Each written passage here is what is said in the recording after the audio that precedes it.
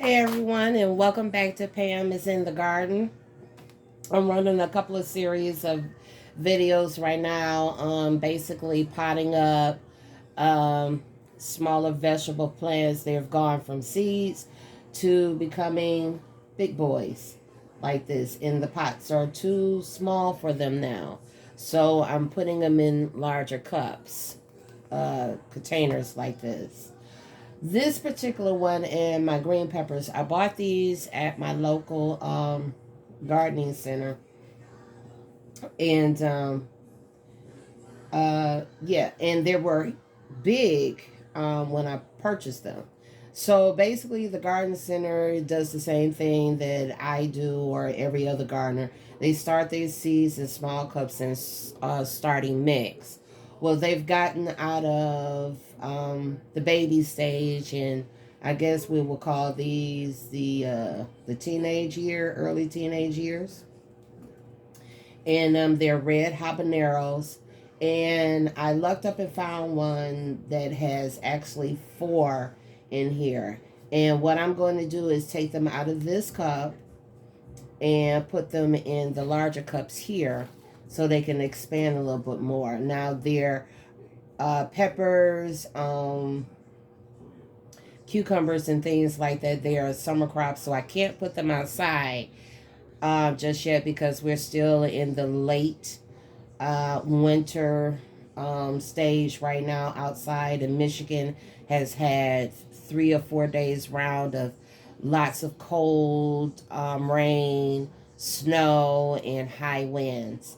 So, but my babies here won't be going outside until after the frost date. And the frost date for my area is, I do believe, is um, May 15th or May 22nd.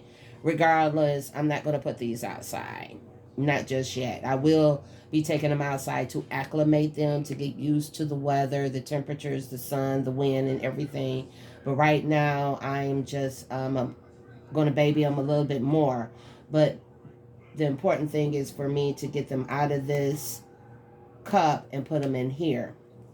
So, in the last video, I used some leftover soil, potting soil, and I put in some perlite and vermiculite, and I put just a little bit of earthworm casting in here to give them a little bit more food. Like I said, they're out of the baby stage, the toddler stage, then the teenage stage.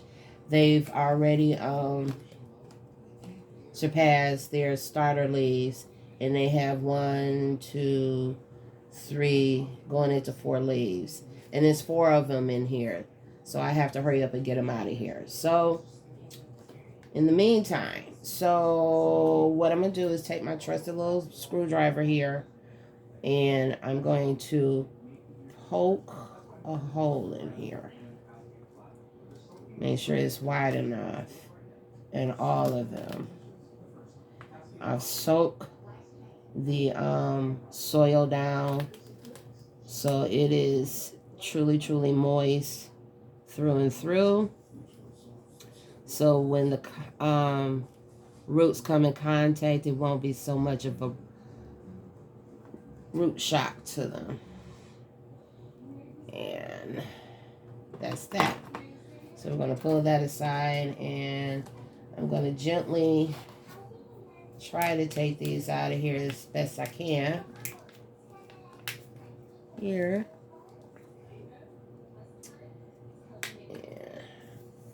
Through there and on out of there. Ooh, yes.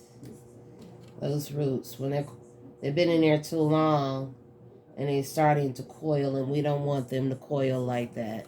Let's see. I can get you this. Yeah, nice root system. You know, that's healthy. Like that. But if I let them stay in there another week or 2 weeks, it'll be really coiling around there, and it still wouldn't be much of a problem, but they will be starting to say, hey, this is where I belong, and start to flower, and we don't want all that. So what I'm going to do is try my best, as gently as I can, to break this root ball up. So when you're doing this particular technique, which is called potting up, I just gradually just break it open as much as I can without tearing the roots so much. So it take a little time, a little patience. Don't be in a rush. I added some water to here because these babies was dry. They were dry when I got them. So, yeah. Just going to try to just work it out. Take my time. How's your day going? I hope you're having a very good weekend. Today is April 2nd. And, yeah, I really want to get this done because we're having another round of bad weather that's coming this way, a storm. I wouldn't even say a storm. It's just some type of something going on. So, yeah. Put it out of there. See if I can pull this one. Nope, I hear something snapping. So I'm going to work that soil off of there without tearing the roots up.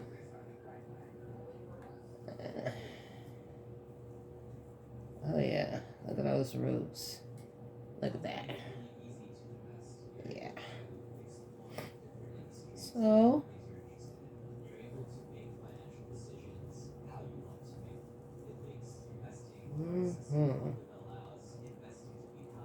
oh babies. Okay, let's see if I can. I mean, they're in there. That's one. I'm going to put that one over there.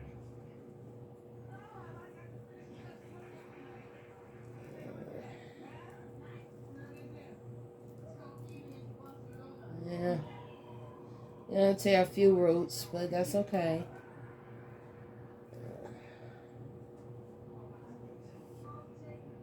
So we got some. They're very resilient.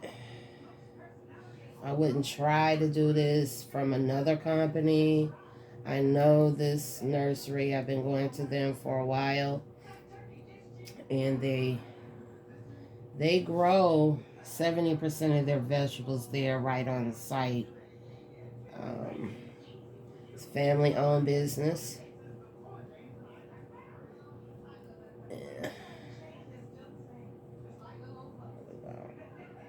Like so, like that, just like that. So, got that out of there. I'm gonna move this over to the side, and so I'm gonna take my trusty chopstick,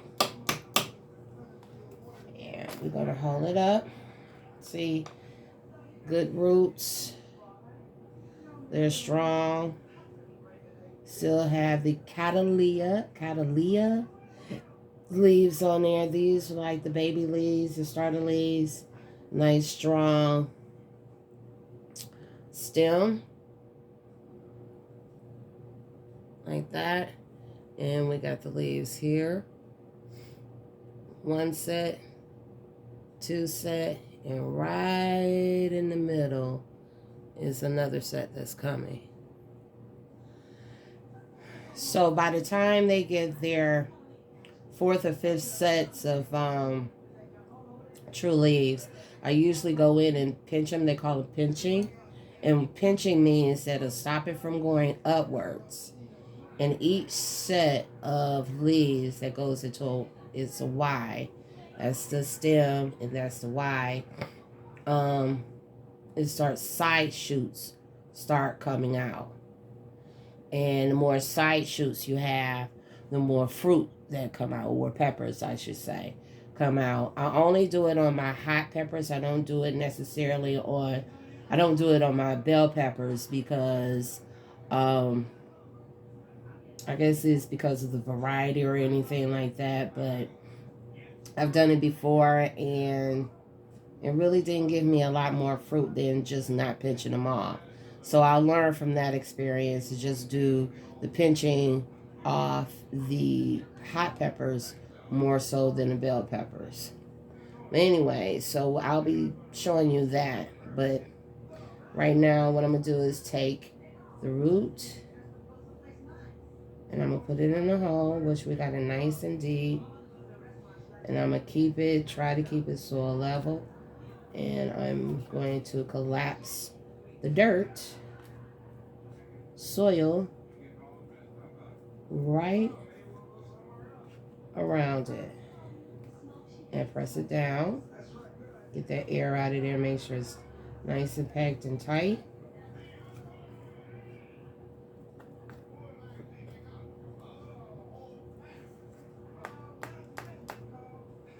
And that's that. Just like that.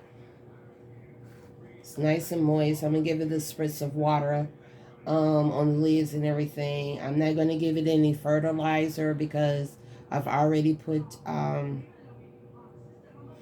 the earthworm casting in here as far as this food, so it'll be okay for the next 3 or 4 days.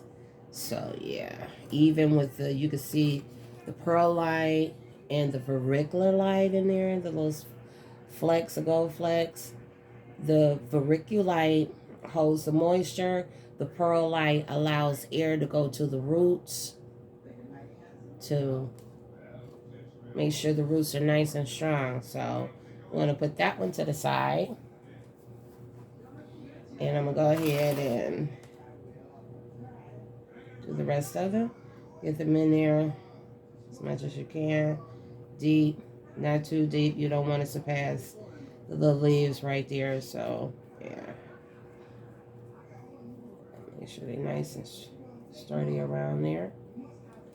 Pack it down. Get the air out of there around the leaves.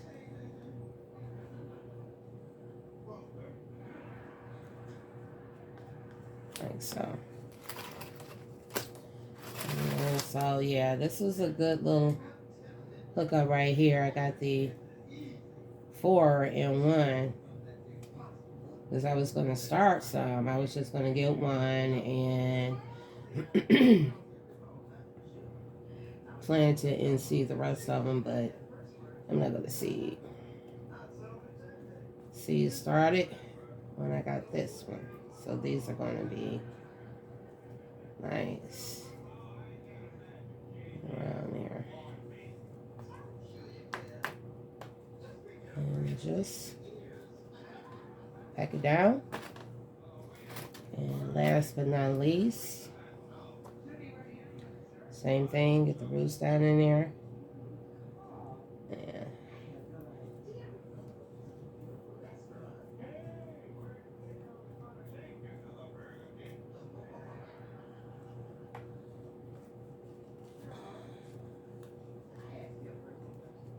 Yeah. And I'm gonna, and that's it. That's all we're gonna do. Simple, easy peasy, no problem.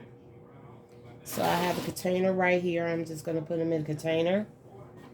They are peppers and they are a summer plant. So peppers like heat, tomatoes like heat, squash like heat. Like that. And I'm going to keep them on this heating mat. I'm not going to put a top on them. The ones that I started from seed, I kept a top on them because it maintained the moisture in here. Also, I didn't have to water as much. And in order for the seeds to germinate, they have to be like between 75 to 85 degrees. So when I put the top over it, it makes the inside that ideal environment for them to germinate. And so since they are grown in their teenage, preteens now, I know I keep putting towards like children, but that's basically the way I see them is my babies. And so, but I still want to make sure they get some type of heat. I don't want to put the top on there because it'll be too hot for them and it'll be a disaster. But I do want to maintain heat on them, especially after repotting them, and their roots have been exposed to air, and they got to get used to their new home. So I will be keeping these on here as well, just like that. And I'll be doing the same thing with these bell peppers. Same way. Real nice and healthy. Nice and green. The stalk is nice and healthy and thick. The leaves are a lovely emerald green underneath. No problem. And this one has 1, 2, 3, 4, and got the fifth. I'm sorry.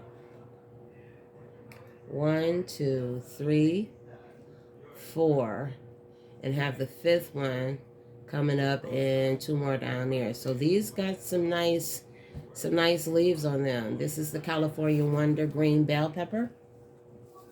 I seed these myself, but this year I didn't want to do it because I wanted to show you how to pick from your big box stores, your nursery centers and things like that, what to look for, how to pick it. Oh, I wish I can get you to see. Oh my God. There is a little bitty side shoot that's coming up right there.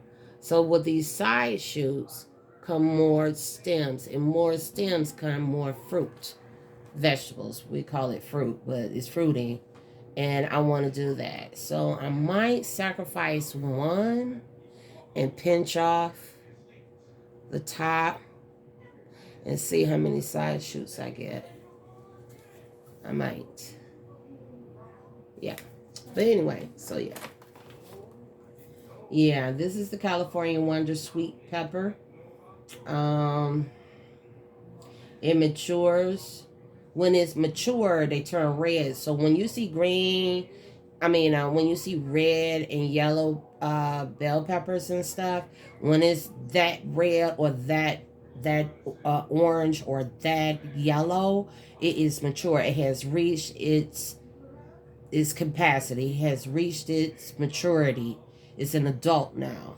So that's the best time to pick them. For maturity, it takes 72 to 75 days to mature. That means full plump. And that's why gardeners and nurseries and everybody start their peppers and their eggplants and their tomatoes early, because it takes so long for them to give you the end finish of the fruit. And by me living in Michigan, my summers are not that long. It really isn't. I think the first day of summer is like the 21st of June. So if you say 21st of June, that's half of June gone already. So I already have half of June, July, and August. And then after August, September, late September, we start heading into fall. So that's why we start our peppers and things like that ahead of time, 8 to 12 weeks before our last frost date. Some people, so if my last frost date is May 15th, I have to count back 8, maybe 10, depending on your area, weeks before we could sit these out in the ground. Knowing this weather and the biggest experience that I had is I waited the day after the last frost day, and I put everything out. Everything that I had on this table, I put it out. And no sooner they were out, maybe a couple of days, we had a freeze, not a frost, a freeze of down to maybe, I think it was down to like 20, 18, 15 degrees for 3 days. If it was just one day, I probably would have lost maybe 1 or 2 plants. But it was for 3 days. And no matter what I did, the plastic and everything that I did to try to cover them up, out of all the plants, I said maybe 5 survived. And then that means I had to go back. I went to the nursery and had to purchase plants to replace the ones that I lost. So that was a big lesson for me. I don't care if it says the frost day, the last frost day is May 15th. Pam is not going to put them out until May 25th.